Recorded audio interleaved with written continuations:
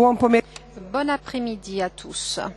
Nous voilà ici, excusez ma voix ce soir, mais c'est le climatisateur, la climatisation que vous aimez beaucoup, mais qui produit quand même ses effets. Je le disais tout à l'heure, nous nous trouvons ici pour la dernière rencontre de ce 31e meeting consacré à la présentation du livre « Le mois renaît dans une rencontre » qui contient les équipes, celles qu'on appelle les équipes, à savoir les rencontres que Don Giussani faisait avec les universitaires. Et voilà les équipes des années 80-87. Le mois renaît dans une rencontre, disait-il. En quelque sorte, cela pourrait représenter le chiffre de ce meeting, de cette rencontre internationale. En effet, ce meeting a été une rencontre dans laquelle le mois de chacun d'entre nous est rené. Ce meeting a été une occasion, une circonstance dans laquelle on n'a pas simplement parlé de choses, mais aussi de beaucoup de choses ont eu lieu, des événements de vie en particulier, dans lesquels le cœur a pu renaître, se sont passés. Et Metropolitan Filaret disait l'autre jour, à qui demande comment fait-on à faire l'unité? Eh bien, venez ici à Rimini. Ici à Rimini, l'unité, on est en train de la faire, de la bâtir. Marchionni disait après la rencontre encore avec nous. Ici au meeting, il se passe quelque chose qui est bon. Cette idée que tous ont perçu que nous n'avons pas parlé de choses, nous n'avons pas parlé du cœur et du désir, mais au contraire, le cœur et le désir se sont passés comme événements de la personne humaine. Et il n'a pas été question d'un cœur en tant que rêveur, ou en tant que sentimental, eh bien, ceux qui s'est dégagé ces jours-ci, ceux qui a vibré ces jours-ci durant ces jours. Je voulais simplement vous lire deux lignes tirées du livre pour comprendre bien de quoi on est en train de parler actuellement. Don Giussani dit dans ce livre, et il met en exergue le fait que ce n'est pas un cœur de rêveur ou de sentimental ce dont on parle. Eh bien, Don Giussani disait-il, et je cite, qu'exprimer le désir, être conscient de son désir et l'exprimer est justement le début de la lutte contre le pouvoir. Et il ajoute encore que c'est pour cette raison qu'il est difficile d'être humain. Aujourd'hui, cela est dur, disait-il, et Caron commente dans la préface du livre que la rencontre qui fait renaître n'est pas simplement le point d'arrivée, mais c'est le début. Et ce qui s'est passé, eh bien, nous le comprenons simplement dans le rapport avec les circonstances le long du cheminement. Par conséquent, c'est le cœur qui agit, qui se meut. C'est le début avant tout d'une aventure. C'est le début, disais-je, pour le fait de devenir le protagoniste de l'histoire. Et ce livre illustre bien évidemment comment cela s'est passé, à savoir l'évolution de cette renaissance à travers ces dialogues et ce rapport vivant et vécu avec des universitaires dans les années 86-87. À parler de cela, nous avons tout d'abord Michele Faldi, qui est l'un des protagonistes de ces dialogues. Michele y était à l'époque, aujourd'hui il est directeur de la haute formation et des hautes écoles à l'université du Sacré-Cœur de Milan, mais Michele Faldi, qui va commencer aujourd'hui, qui débute au meeting de Rimini, a été l'un des protagonistes de ces dialogues. L'autre rapporteur d'aujourd'hui est Fabrice Adjage. Fabrice a déjà participé l'année dernière à ce meeting, très jeune philosophe. Après, nous allons faire un applaudissement cumulatif. On le fait tout de suite alors.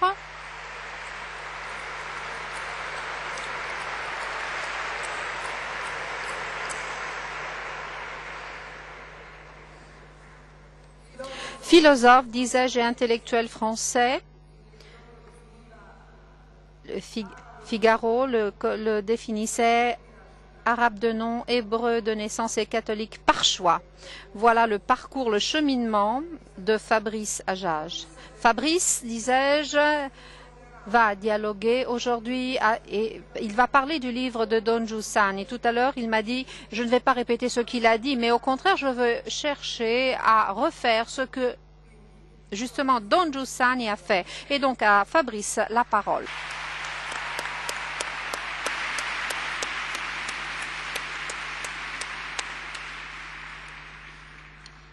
Merci, je suis très heureux d'être ici parmi vous. Je reviens ici puisque j'étais là l'année dernière. Et donc maintenant je peux retrouver des amis.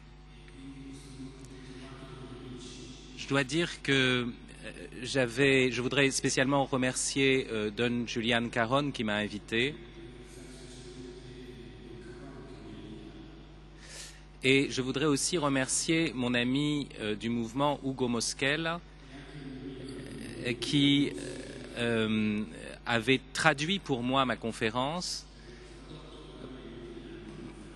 parce que j'avais pensé à un moment la dire en italien.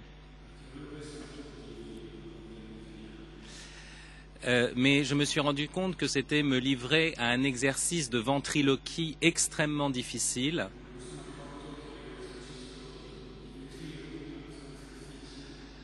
Parce que dans cet exercice-là, je ne savais pas si j'étais le ventriloque ou la marionnette.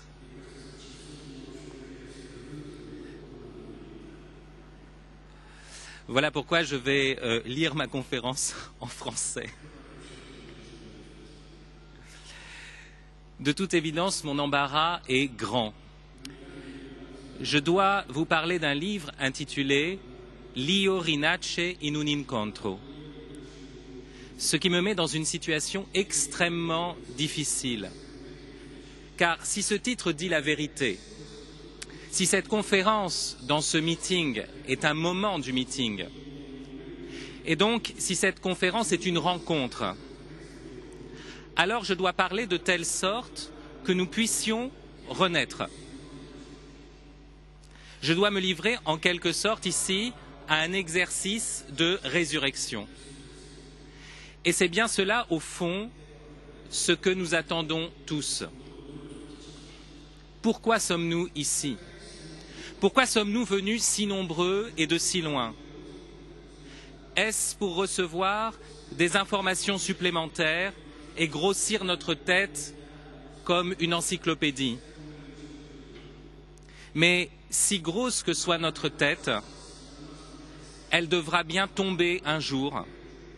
Et elle n'en tombera que mieux si elle est lourde de tout ce savoir mort, déjà mortel en lui-même, dès lors qu'il nous fait passer à côté de l'espérance d'une résurrection.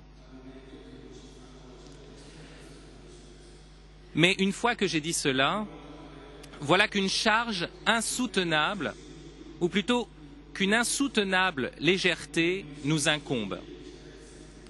Car comment faire pour ressusciter ? Comment faire pour que notre rencontre soit une renaissance? Mais la question peut-être est déjà mal posée. Car il ne s'agit peut-être pas de faire.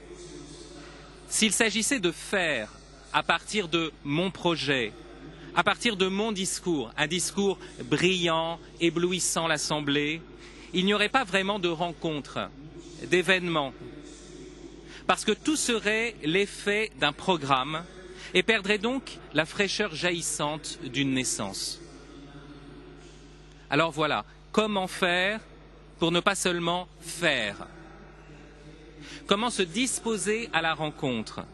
Comment laisser être la rencontre de telle sorte que nous soyons prêts à nous laisser transformer par ce qui arrive? Et comment être changé par l'autre de telle sorte que ce ne soit pas une aliénation, mais un accomplissement, une résurrection.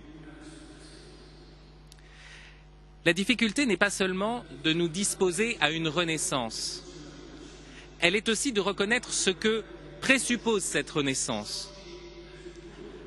En effet, quelqu'un pourrait objecter « Pourquoi renaître? Est-ce que je ne suis pas déjà né? Est-ce que je ne suis pas déjà moi-même? Pourquoi aurais-je besoin d'une rencontre pour que mon moi renaisse?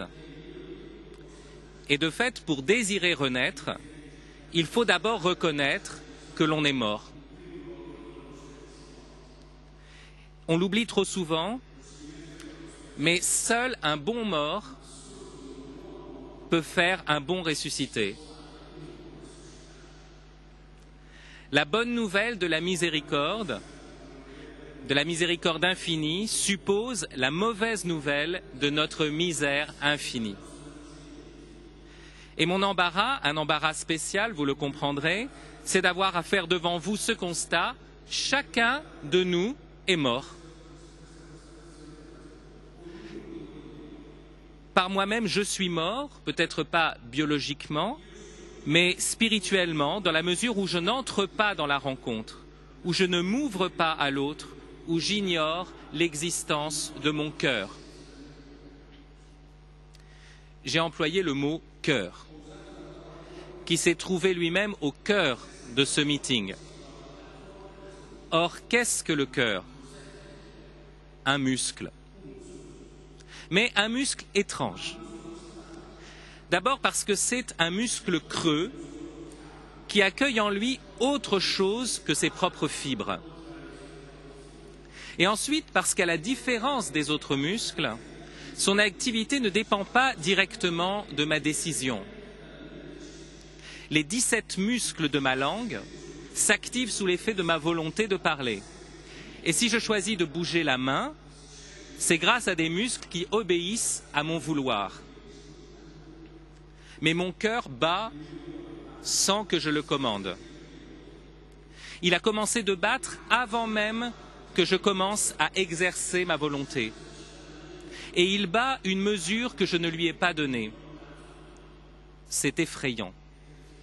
Le centre de moi-même n'est pas en mon pouvoir. Ce qui m'est physiquement le plus intime m'échappe. Et même, puisque mon cœur joue de son tam-tam sans me consulter, il peut m'apparaître comme une sorte d'hôte sauvage, de membre d'une peuplade primitive, et qui frappe le rythme d'une danse cannibale. Car je sais que puisqu'il a commencé de battre sans que je le veuille, il peut très bien s'arrêter de battre tout à l'heure, sans que je le veuille non plus, et ce sera la fin de la danse.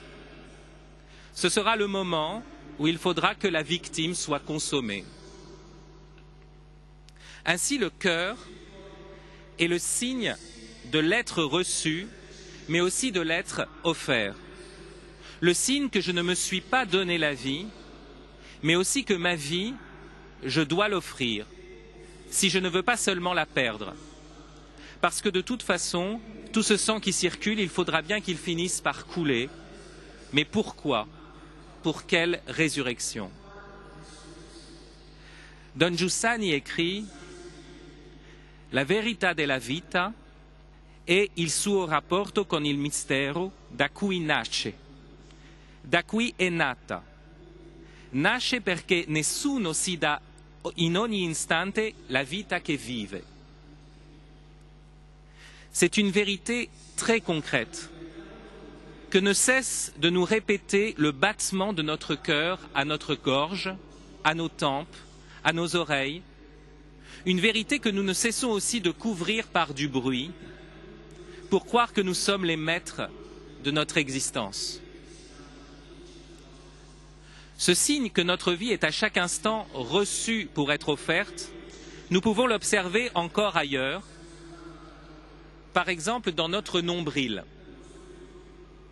On dit se regarder le nombril pour dire être égoïste, vaniteux ou encore se prendre pour le centre de l'univers. Mais si tu regardes vraiment ton nombril, que découvres-tu? Une cicatrice. Ta première cicatrice, qui est le témoignage ineffaçable de ta relation à un autre, de ta relation à ta mère, qui fut pour toi la première demeure, et sans la rencontre de laquelle tu ne serais pas né. en sorte que notre nombril nous rappelle notre dépendance originelle à l'égard de l'autre. Il nous rappelle que nous ne nous sommes pas faits nous-mêmes et qu'au milieu de nous-mêmes, il y a cette blessure. Cette blessure qui est le signe d'un don. Cette blessure qui nous appelle à donner à notre tour, à ne pas craindre les blessures si c'est à notre tour pour donner la vie. Autre signe semblable au cœur et au nombril, mais qui nous fait passer du corporel au spirituel, et qui n'est pas qu'un signe par conséquent, mais la preuve que toute notre personne, corps et âme, ne vit que par et pour et dans la rencontre. Cet autre signe, c'est notre propre parole. De même que l'on dit se regarder le nombril, on dit s'écouter parler. Mais là encore, écoute-toi parler pour de bon. Et qu'est-ce que tu entends?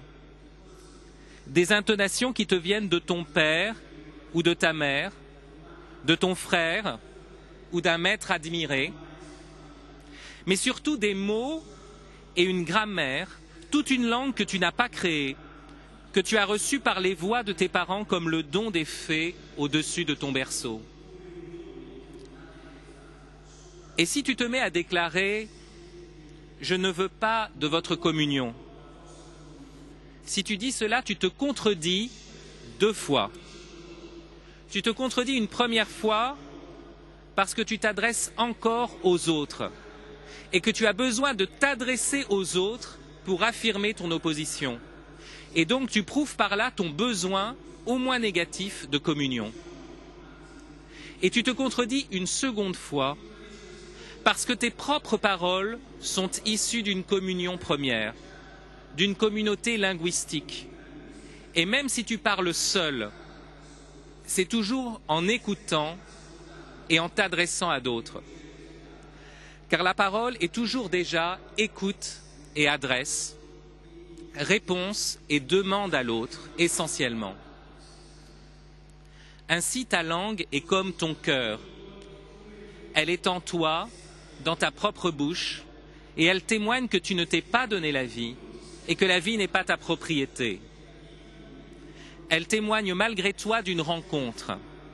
Elle témoigne malgré toi d'une espérance. Par exemple, tout à l'heure, tu as dit « buongiorno ». Et derrière cela, il y avait malgré toi l'appel à un jour, un giorno, qui serait vraiment, entièrement, absolument bon, buono. L'appel de la gloire. Ou encore tu as dit « arrivederci », ce qui signifie que ta bouche a énoncé le souhait de revoir l'autre, et de le revoir encore, et toujours, même si toi, ton toi superficiel, tu as trouvé cet autre antipathique. Ou encore tu t'es exclamé « che vita di merda ». Mais comment pourrais-tu dire cela si tu n'avais pas en toi, malgré toi, le pressentiment d'une vie meilleure, plus vivante, éternelle et joyeuse? Sans ce pressentiment, sans cette espérance, une telle exclamation ne serait pas dans ta bouche et tu trouverais la merde à ton goût. On peut comprendre par là la profonde vérité de ces versets du Deutéronome. Ce commandement que je te commande aujourd'hui n'est pas pour toi trop difficile ou trop lointain, car la parole est tout près de toi, elle est dans ta bouche et dans ton cœur pour que tu la mettes en pratique. Je sais que beaucoup de personnes ici ont connu une renaissance par la rencontre de Don Giussani. Est-ce parce que Don Giussani était un orateur plus brillant que les autres? Non, mais parce qu'il était plus pauvre en esprit que beaucoup d'autres. Et dès lors, il n'amenait pas les gens simplement à lui, mais à travers lui à la source, à l'origine, à la lumière. Et par là, il rappelait les gens à eux-mêmes, à leur propre originalité. Il était assez pauvre pour être transparent. assez pauvre pour n'être pas brillant, mais lumineux, ne captant pas la lumière pour lui, mais la laissant passer à travers lui. Aussi, le fruit de cette rencontre, comme de toute vraie rencontre, n'était pas l'apport d'informations nouvelles, comme un reportage sur un pays étranger, mais plutôt le renouvellement de ce qui est depuis toujours déjà là, le rafraîchissement d'une présence. Et cela est incomparablement plus important. Parce que l'enjeu n'est pas de savoir ceci ou cela en plus, toujours en plus, sans fin, pour mieux se divertir, pour mieux se disperser, mais de revenir au fait de notre existence et de le découvrir comme un fait plus enchanté que fatal.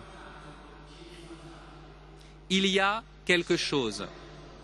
Je suis, j'existe, je rends témoignage. C'est ce fait-là qui est premier. C'est ce fait qui est la vraie actualité, le véritable événement, principe de tous les autres, avec sa question « Pourquoi suis-je ici ?»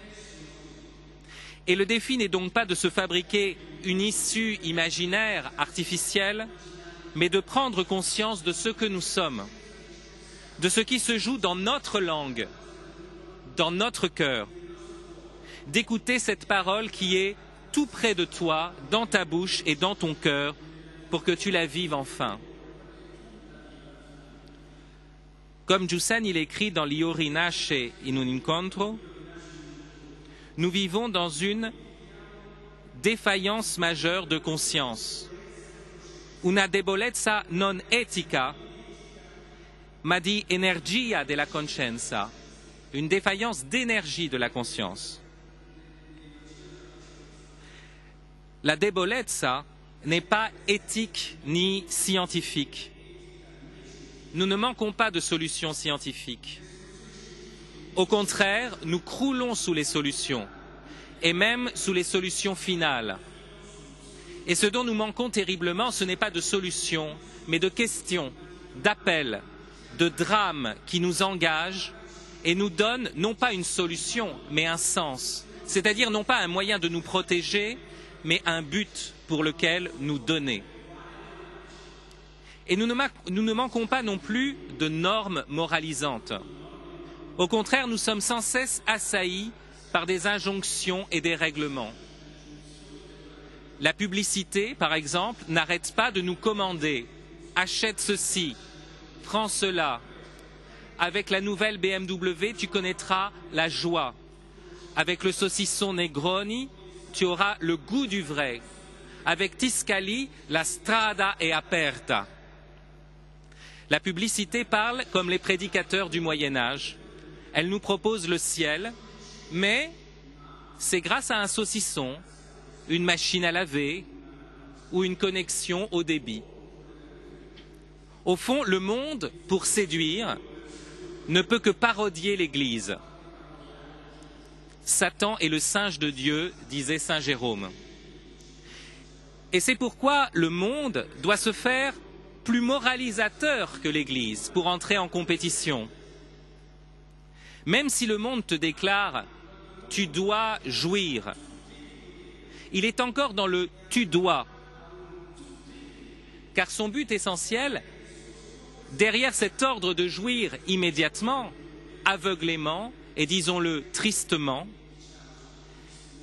l'intention qui se cache derrière cet ordre de jouir et de faire jouir, qui est avant tout un ordre de domination et de performance, et non un ordre de rencontre et de communion, l'ordre de tristesse profonde qui se dissimule derrière cet ordre de jouissance superficielle, comme pour le porc qu'on gave, c'est l'effort pour étouffer le désir.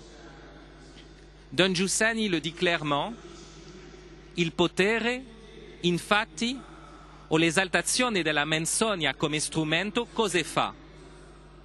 Tende a ridurre il desiderio. Le pouvoir tend à réduire le désir. La riduzione dei desiri o la censura di talune esigenze La riduzione dei desideri e delle esigenze è l'arma del potere. Voilà l'arme de la puissance. Et cette réduction du désir, précise Giussani, n'est rien de moins que la tentative d'abolir l'humanité. Il est aujourd'hui tout un mouvement extrémiste, mais caractéristique de notre temps, qui s'appelle le transhumanisme. Il avoue clairement ses intentions. Il s'agit de réaliser par ce qu'il nomme le Paradise Engineering un surhomme.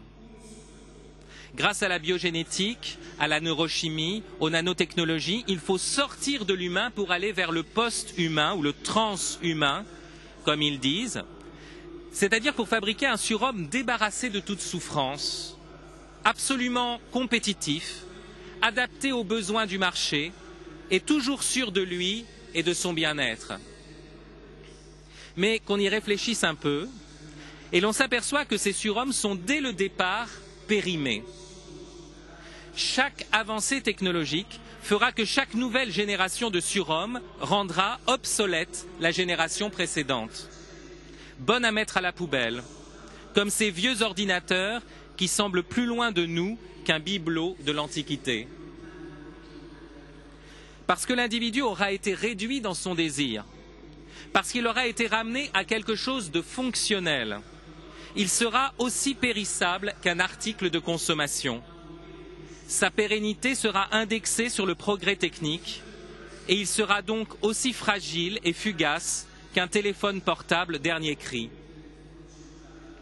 C'est pourquoi les surhommes sont aussi les dinosaures de l'avenir. Vous qui êtes italiens pour la plupart, ce mot de transhumanisme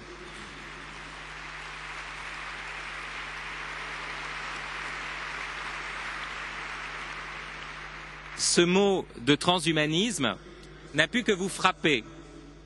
De fait, le premier à employer ce terme comme un verbe, le premier à former ce néologisme, c'est Dante.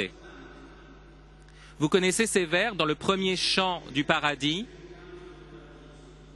Transhumanar significa per verba non si poria. Transhumaner, cela ne peut pas se dire par des mots. Però l'esempio basti, mais l'exemple suffit. A qui esperienza gratia serva. À qui la grâce a conservé l'expérience. Dante est ici prophète. Il nous dit que transhumaner, c'est cela, la grande chose que désire le cœur. Mais cette chose devient petite dès lors qu'on pense y atteindre par nos propres mots, par notre propre pouvoir. Pour l'atteindre, il faut la toute-puissance d'une grâce. Il faut la rencontre d'un autre. Tel est l'exemple que nous donne le poète. Mais l'exemple n'a pas suffi, parce que nous avons perdu le sens de l'expérience, la grâce de l'expérience, au profit de l'orgueil de la planification. Nous pouvons ici comprendre qu'il potere, le pouvoir, n'aurait aucun pouvoir s'il n'y avait en nous le désir de grandes choses. Seulement ce désir sur lequel il s'appuie, il le dévie, comme il arrive avec le Caligula de Camus. Il pétrifie sa magnanimité en orgueil. Il pulvérise son amplitude en distraction. Enfin, il retourne ce désir contre lui-même pour l'étouffer. Car dès que l'homme prétend se diviniser par lui-même, en dehors de toute rencontre, en dehors de toute grâce, il s'alourdit et s'asphyxie, comme celui qui voudrait d'un cœur qui ferait circuler son sang en vase clos, sans l'oxygéner, sans avoir à respirer l'air qui vient du dehors. Et donc, en refusant ce poème de la respiration, comme dit Rilke, puisque le murmure de notre respiration nous chante à chaque instant que, pour vivre, il faut à chaque instant recevoir et offrir son souffle. La volonté de puissance ne peut pas empêcher la rencontre, puisque la rencontre est un événement, une effraction qui déjoue nos planifications. Tu as déjoué, Seigneur, les plans des nations, dit le psaume. Mais la volonté de puissance peut faire avorter la rencontre, nous faire croire que ce n'était qu'une illusion et détruire dans l'œuf l'incroyable aventure, l'incroyable fécondité qui voulait naître. Don Giussani écrit « Il potere non può impedire il distarsi dell'incontro, ma cerca di impedire che diventi storia ». Le pouvoir cherche à empêcher que la rencontre devienne une histoire. De quelle rencontre parlons-nous? De celle du Christ, bien sûr, mais aussi de celle d'un paysage, d'un concerto de Mozart ou d'une jeune femme. Voici que tu rencontres Béatrice, par exemple, ou bien Aspasie. Que se passe-t-il à l'instant de cette rencontre? Tu es touché par sa beauté. Bien sûr, sa beauté, tu l'expérimentes à travers son visage et son corps. Mais ce qui t'est donné à travers son visage et son corps, c'est une musique, une harmonie, une danse de l'être. Car avec la beauté, c'est comme si le fond de l'être remontait à la surface et faisait voir sa danse et son allégresse essentielle. Et c'est alors que la volonté de puissance te susurre à l'oreille « Cette musique n'est qu'une illusion produite par ta testostérone. Prends un préservatif et couche avec Aspasie.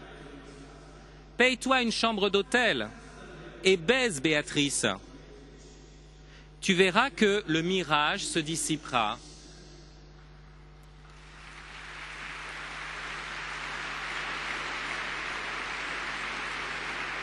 Et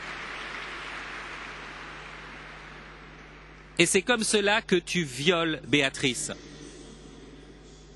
Même si elle est consentante, surtout si elle est consentante, tu la violes. Parce que tu fais violence à ce que tu avais entrevu. Parce que tu craches sur la musique. Parce que tu piétines la danse de l'être qui s'était manifestée à toi dans la rencontre. Enfin, parce que tu n'as pas voulu reconnaître la blessure de la beauté, cette blessure qui n'est pas diminution de ton être, mais offre d'un être qui excède ton pouvoir et qui dès lors t'élève en t'humiliant, te divinise en détruisant ton orgueil. Giussani le rappelle, questo è l'importante per il mondo. Voilà l'important pour le monde. Impedire all'uomo di raggiungere la propria ferita, empêcher l'homme de rejoindre sa propre blessure, cioè di raggiungere se stesso, c'est-à-dire de se rejoindre soi-même. C'est une phrase étonnante. Comment se peut-il que se rejoindre soi-même soit la même chose que rejoindre sa propre blessure? Parce que le moi advient toujours dans une rencontre, dans le heurt et le bonheur d'une continuelle hémorragie de sang reçu et donné. La rencontre est blessure parce qu'elle est l'apparition de quelque chose qui réveille mon désir et qui en même temps échappe à mon pouvoir, de quelque chose qui en même temps m'élève et m'humilie. Et la question devient, comment faire pour embrasser vraiment Béatrice? Comment s'aboucher à la source inaccessible de sa beauté? Attention, il ne s'agit pas de se servir de Béatrice pour aller vers Dieu. C'est ce qu'ont cru certains faux chrétiens.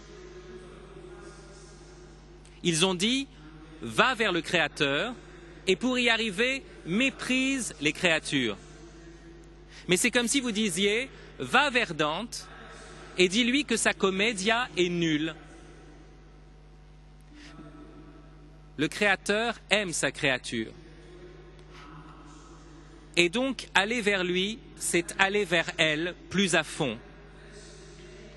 Vous connaissez ce verset de l'Épître aux Colossiens, ce verset que Giussani répétait si souvent et qui exprime sans doute l'intuition fondamentale de tout son parcours. Il est avant toute chose et tout subsiste en lui. Tout subsiste dans le Christ. Et donc, aller vers le Christ n'a rien d'exclusif. Au contraire, il faut aller vers le Christ pour aller vers Béatrice. Car c'est en lui qu'elle subsiste, c'est par lui qu'elle est sauvée, c'est avec lui que la musique de sa beauté peut se déployer en une symphonie ineffable. Alors voilà la résurrection qui s'approche. Et elle ne s'approche que si nous luttons contre le mensonge d'une authenticité fabriquée par notre propre pouvoir, que si nous risquons notre vie pour la vérité de la rencontre et du désir. Don Giussani le dit nettement, la lotta contro questa menzogna può giustamente fare dire che sarebbe meglio per l'uomo essere assassinato che perdere la propria umanità. Tel est l'exercice de notre résurrection. Préférer être assassiné plutôt que de perdre notre cœur. Tel est le témoignage pour la beauté. Préférer être broyé, défiguré, coupé en morceaux, plutôt que de renier la gloire à laquelle tous sont appelés, même les plus petits, même les plus ennemis, même celui qui me coupe en morceaux. Comme le rappelle Giussani, le Christ n'est pas que pour les chrétiens, n'est pas pour les chrétiens. Il est pour tous les hommes. Il est le sauveur du marxiste, du berlusconiste et même du chrétien démocrate.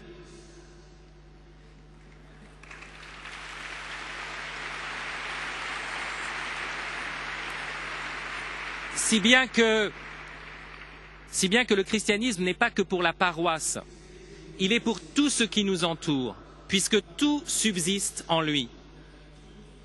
Et c'est aussi cela la résurrection. Non seulement aimer mieux être tué plutôt que de renier notre désir le plus profond, mais aussi ne pas croire que la résurrection est pour demain et seulement pour les fidèles de la paroisse, mais qu'elle commence dès aujourd'hui pour tous. Notre travail n'a de sens que s'il s'ordonne au travail pour ressusciter, comme le dit un poème de Cyprian Norwood, cité par Jean-Paul II et par Don Giussani. Ce travail de résurrection n'est pas dans une nouvelle acquisition. Elle se trouve dans une plus grande énergie de conscience. Elle n'est pas d'avoir autre chose, mais d'être enfin soi-même. Ce qui n'est pas s'enfermer sur soi-même, mais accepter sa blessure et entrer dans une communion. Une plus grande énergie de conscience, cela veut dire vivre amoureusement tout ce qui t'est donné. Que tu ne traverses pas la vie comme un jeu vidéo, comme un décor de fantômes sans profondeur, mais que tu prennes conscience de ce qui est maintenant, que tu sois présent à la présence qui fonde tout ce qui est présent. Et que tu puisses dire, comme Nietzsche, mieux que Nietzsche, je suis un destin. Parce que tu as répondu à l'appel qui t'est adressé de vivre à fond l'aventure unique de ta vie. Non pas en cherchant ailleurs, mais en écoutant l'appel du présent, en écoutant ce qui est déjà dans ta bouche et dans ton cœur. Et c'est là le cœur du mystère chrétien. Nous devons en faire mémoire. Dieu est Trinité. Éternellement, le Père engendre le Fils dans l'union de l'Esprit. Si bien que Dieu est en lui-même toujours naissance et rencontre. Il est en lui-même communion de personnes. Et chaque personne divine a son moi qui naît d'une infinie rencontre. Donc, s'offrir à Dieu n'est pas être absorbé comme une goutte d'eau dans l'océan immense. C'est retrouver son origine, et donc son originalité, et donc son propre nom et son propre visage. Car Dieu veut que nous le connaissions face à face, c'est-à-dire qu'il veut que la face de chacun d'entre nous ne se perde pas, mais rayonne singulièrement de manière divine. et alors nous commençons à ressusciter. Nous commençons à ressusciter quand nous nous mettons à croire que Béatrice ou Aspasie ou aussi bien Tartampion, c'est-à-dire vous, moi ou votre voisin de siège, quand nous nous mettons à croire que chacun est tel que, comme dit Dante, Dieu semble jouir dans son visage. Grazie. Grazie.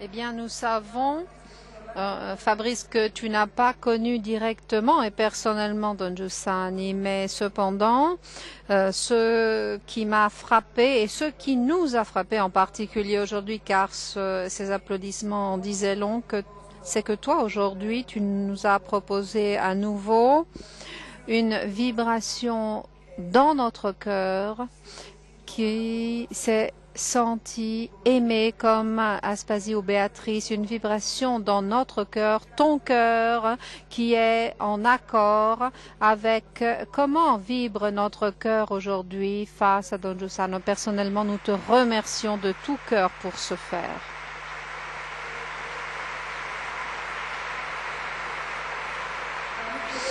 Et à Michele, qui a connu Don Giussani personnellement, nous allons demander, eh bien, durant ces rencontres, qu'est-ce qu'il se passait et qu'est-ce que vous faisiez dans ces équipes? Eh bien, avant de baisser le niveau culturel de ce qu'on a entendu, j'étais en train de me demander une chose. Comment est-il possible que 22-23 années après avoir prononcé ces mots qui ont frappé notre cœur et notre individu, eh bien, comment ces mots peuvent-ils toucher encore? Fabrice n'y était pas, il n'a pas connu Don Giussani. Voilà la grandeur, à mon avis, de ce livre et des livres qui l'ont précédé, car il s'agit du 5e de cette série. Par conséquent, la raison pour laquelle je suis ici parmi vous est une raison très simple. Moi, personnellement, j'ai participé à ces rencontres. J'ai fréquenté l'université pour bon nombre d'années. Vraiment, j'ai été à l'université très longtemps. Et j'ai eu la possibilité de participer à maintes reprises à ces rencontres qui systématiquement, et le clou de ces rencontres était représenté par ces rencontres de communion et libération. Moi, j'ai été l'un des témoins qui a participé en première personne et qu'il y a 23-24 ans après que ces mots ont été prononcés, eh bien, je suis à même de reconnaître une chose très très simple.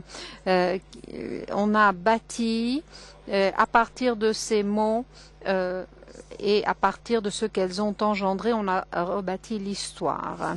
Et qu'est-ce qu'il se passait eh bien dans ces rencontres? Eh bien, au bout du compte, le livre, et j'espère que cette rencontre d'aujourd'hui, vu qu'il s'agit d'une rencontre de présentation du livre, puisse vous pousser, vous inviter à prendre en main un livre, car les livres sont certainement un don. Et s'il restait simplement lettre morte, c'est-à-dire de simples livres, cela serait vraiment très triste. C'est donc la caractéristique de ces livres, de ceux qui ont été publiés durant les années précédentes a la caractéristique, disais-je, d'être des livres qui partent d'un point particulier, d'un point de départ particulier, à savoir l'expérience. Au bout du compte, à l'époque, on avait 23, 24, 25 ans, grosso modo, quelqu'un avait quelques années en plus, mais on ne dépassait pas la trentaine.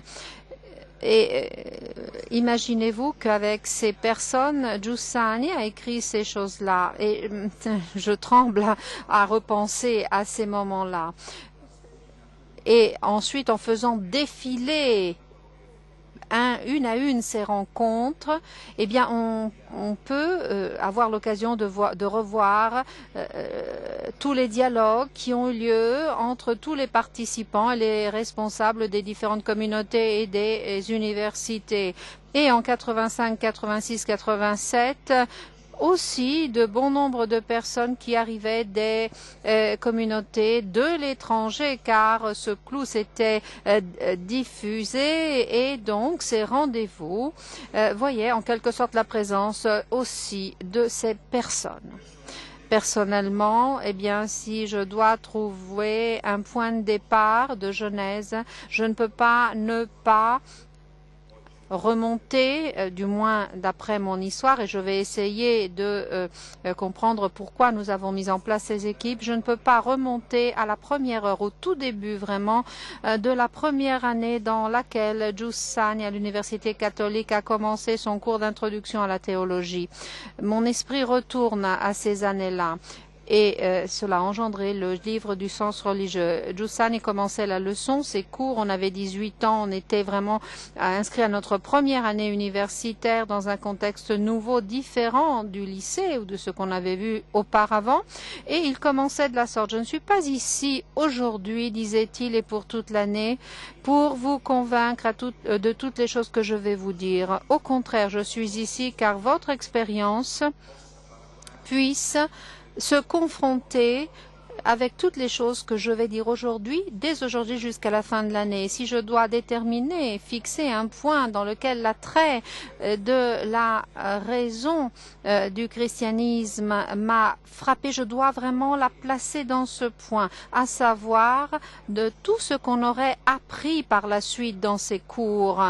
Il a activé en effet en nous, il a mis en chantier une comparaison universelle à partir de notre expérience personnelle. Donc la modalité avec laquelle s'effectuaient ces rencontres, la modalité avec laquelle on dialoguait et on faisait des assemblées et Don Giussani durant ces années était ceci, à savoir la possibilité de confronter son expérience et au sein de son expérience, on pouvait y retrouver tout ce qu'on était, donc culturellement avec un niveau très bas, peu habitué, accoutumé à l'étude, avec notre tempérament vraiment très déterminé, très tenace, déterminé par le contexte dans lequel on vivait, bien évidemment, mais duquel on était fasciné à cause du fait que Giussani se trouvait à ce niveau de la provocation et du dialogue. Donc cette comparaison universelle qui eh bien on était une génération à l'époque qui ne pouvait pas se targuer de grands événements.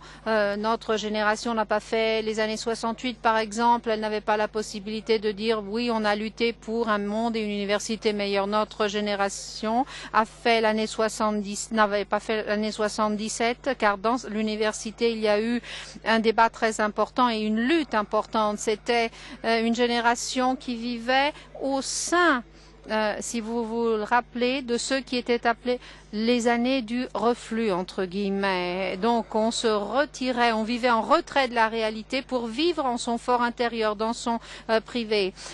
Il y avait de la publicité à l'époque, vu qu'on en a cité tout à l'heure, une des années 80, c'était l'année de 1000 ans à boire, entre guillemets. Donc, le clou de notre vie, c'était que de boire et d'arriver à faire tard dans la nuit.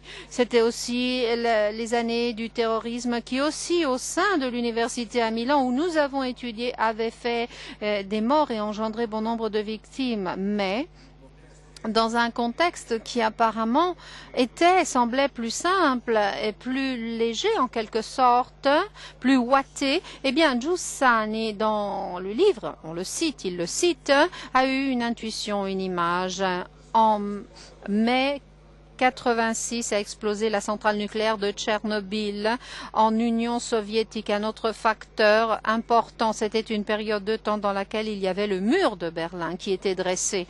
Donc, on n'avait pas eu beaucoup d'informations de cette explosion. Les nouvelles, malheureusement, ne passaient pas. Après quelques mois de dialogue avec nous, Giussani a fait se dégager l'image très connue et il la lia avec la remarque sur notre génération en nous observant, en observant les jeunes de l'époque avec lesquels il tenait ses cours.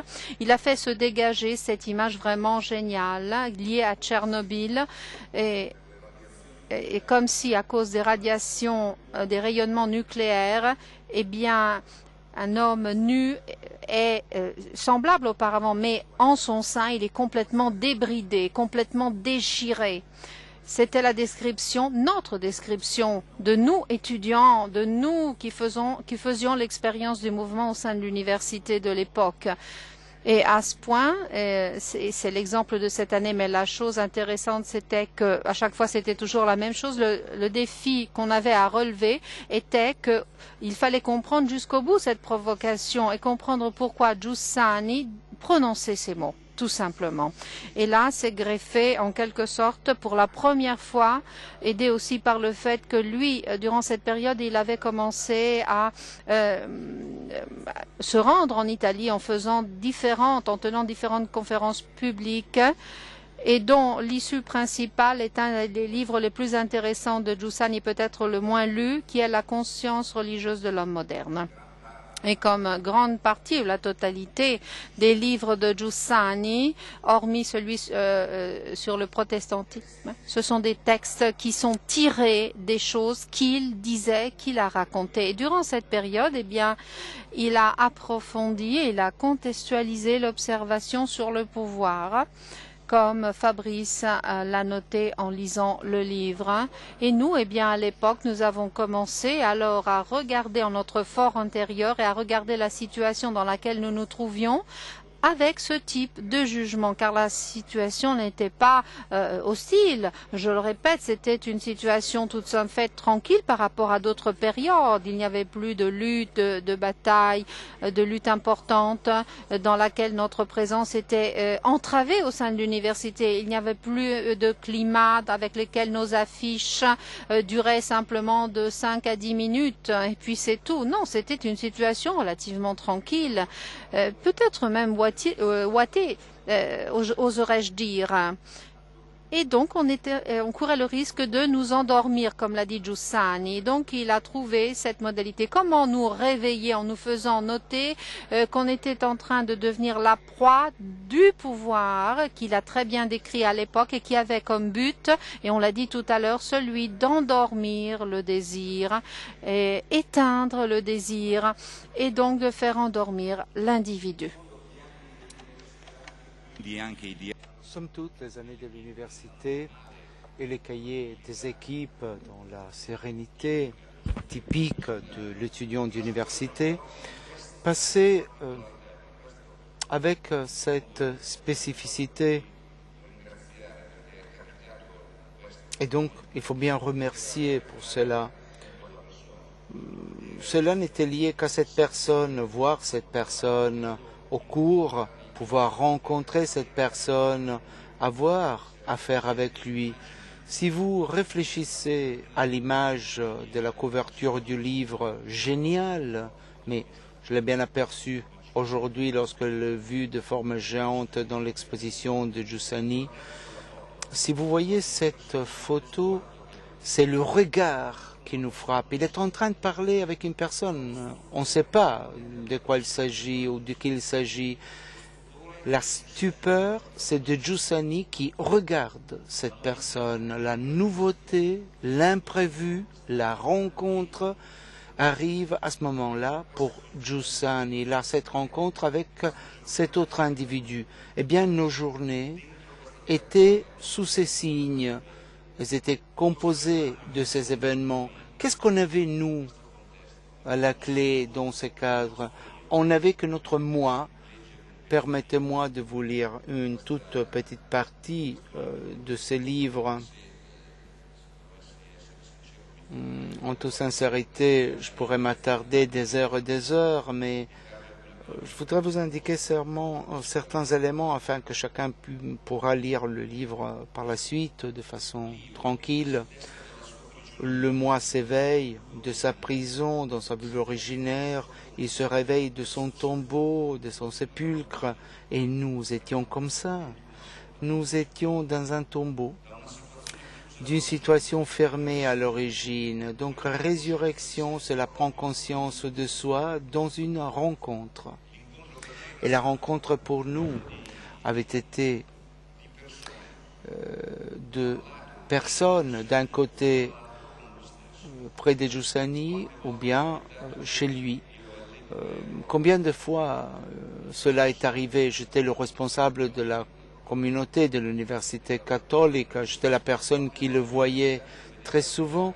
Eh bien, il m'est arrivé de voir, au moment de responsabilité dans les diaconies, il m'est arrivé de voir des personnes les plus bizarres, des personnes à la limite de la pathologie, si vous me passez l'expression. Eh bien, il rencontrait ces personnes et il nous envoyait ces personnes.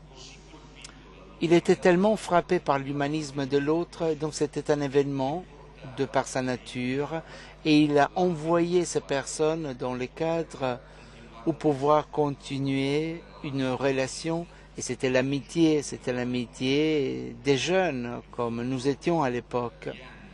Somme toute, les années vécues à l'université catholique, mais aussi dans les hôtels de Val Badia, où ces choses arrivaient finalement, eh bien ces années pour nous ont été comme les 4 paliers de Bercher lorsqu'il a tout commencé.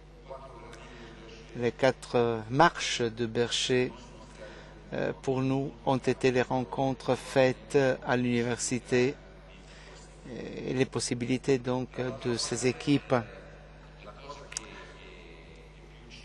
Et par ailleurs, la chose qui nous a frappé davantage était le fait qu'il avait une liberté complète vis-à-vis de nous. Ces textes, ces équipes seraient une construction, eh bien c'est faux. C'est faux, parce que l'on parle d'école de responsables, on peut bien glisser dans l'idée qu'il s'agissait d'une sorte d'école cadre, et donc l'expert, le gourou, le responsable, le fondateur, dans le cas de figure, enseignait ou donne, disons, ouvre le chemin. Non, il n'en est pas ainsi. C'était le moment pendant lequel il apprenait.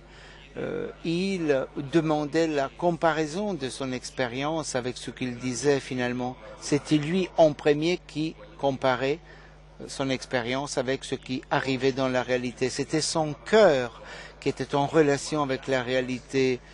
Et en voyant cela, nous avions un témoignage de cette activité pour nous.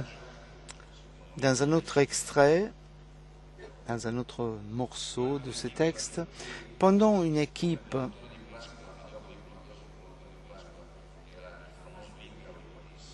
alors il y avait Icarus de Matisse,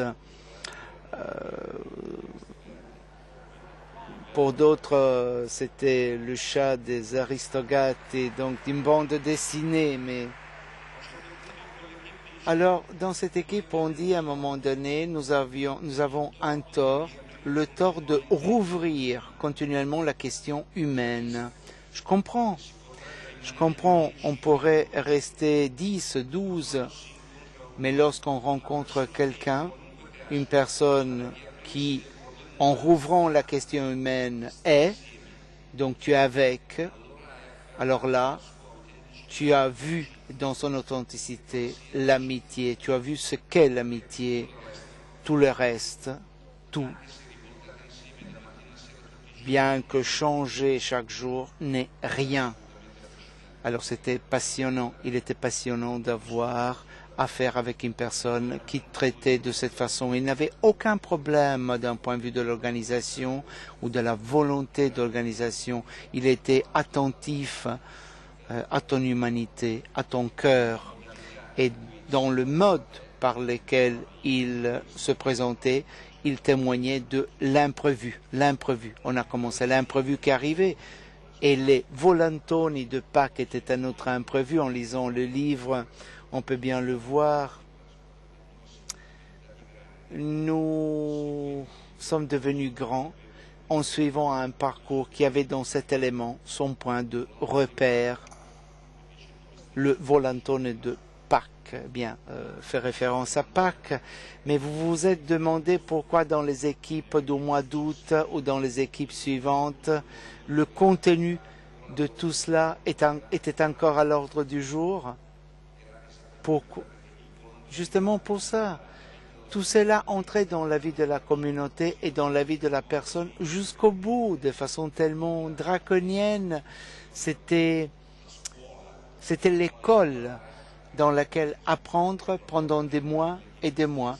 C'est pour cela que pendant les équipes d'été, on parlait encore de l'Icarus de Matisse, ou bien l'année suivante, 87, lorsqu'il a commencé à mener cette réflexion sur le pouvoir, on parle encore de ces documents où on a cette phrase de ce dissident de la Tchécoslovaquie, Peroraski, et je ne sais pas comment il est terminé finalement, comme ça.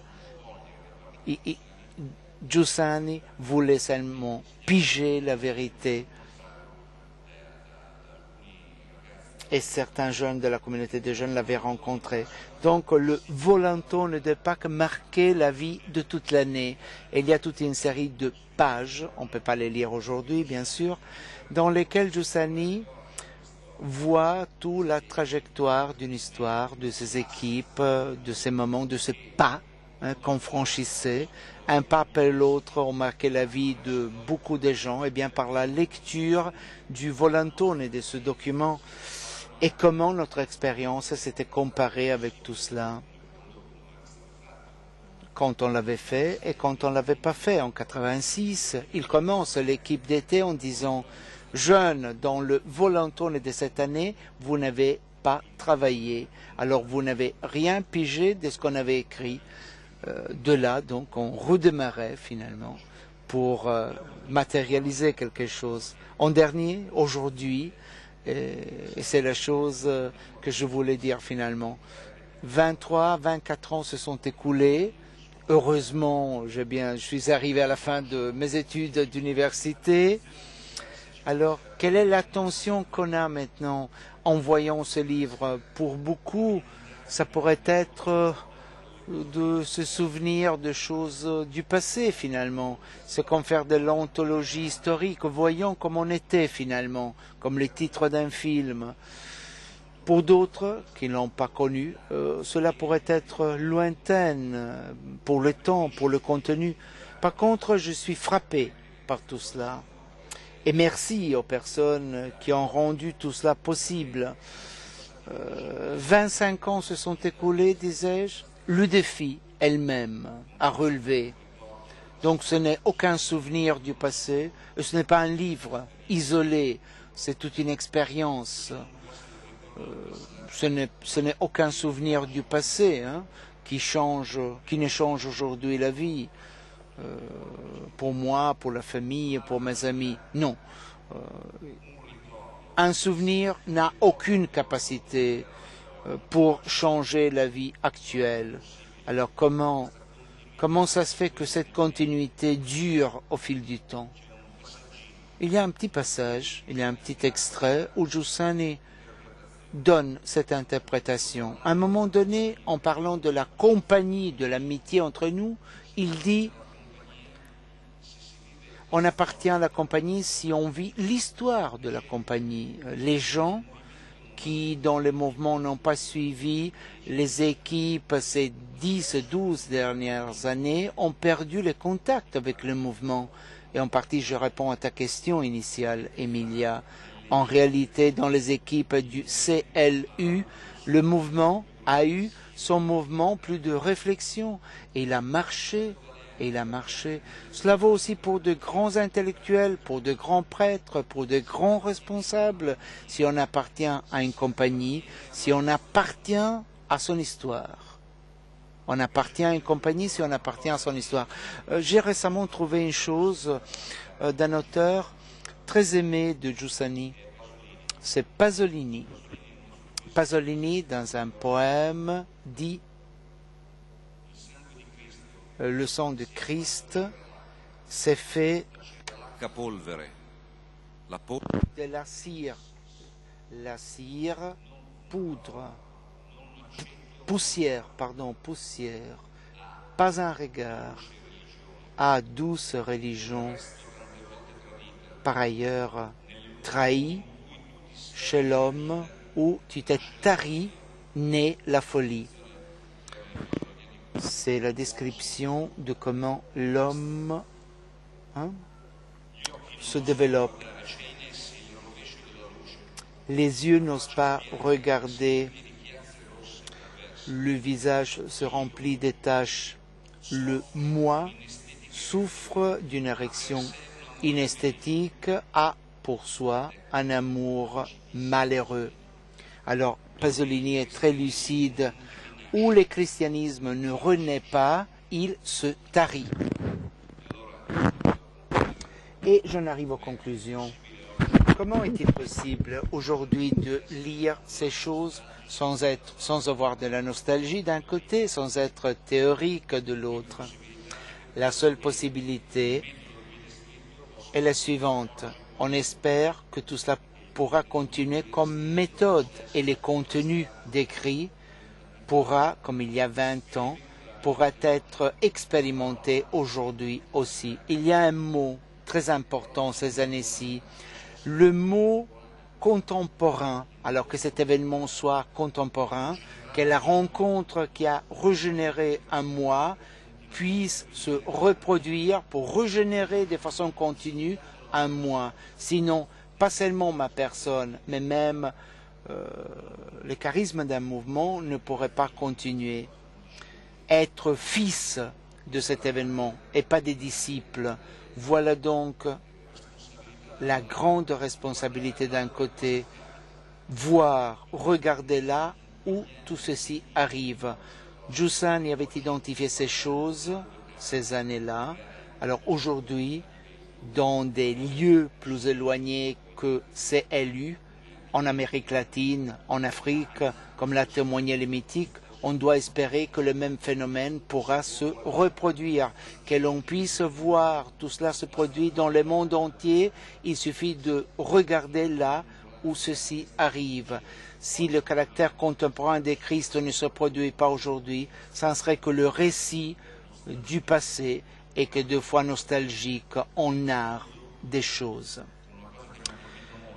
Je voudrais vous dire une chose qu'avait écrit Joseph Ratzinger en 1990 comme préambule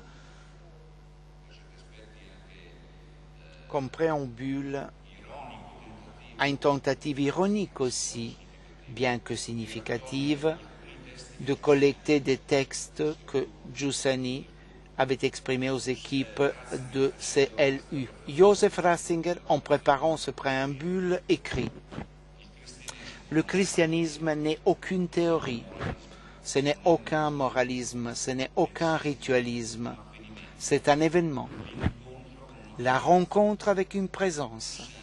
Giussani définit l'athéisme pratique, ce qu'on appelle laïcisme, sous une formule qui vient de Cornelio Fabro, très connu. Dieu, s'il existe, n'a rien à voir. Et Joseph Ratzinger dit, la réponse de Giussani est, Dieu existe. Et Dieu a à voir. Et Ratzinger finit en disant, avec tout cela, somme toute, tout a été dit. Et il finit, et c'est la raison par laquelle je finis aussi, très volontiers, lui, Joseph Ratzinger, inviter le plus grand nombre possible de personnes à la lecture de ce livre. Plus modestement, c'est la conclusion que je fais aussi, de façon plus modeste. De ce livre, on apprend pas seulement ce que Don Giussani c'est que communion et libération, mais on peut aussi réapprendre le noyau de la foi même. Merci.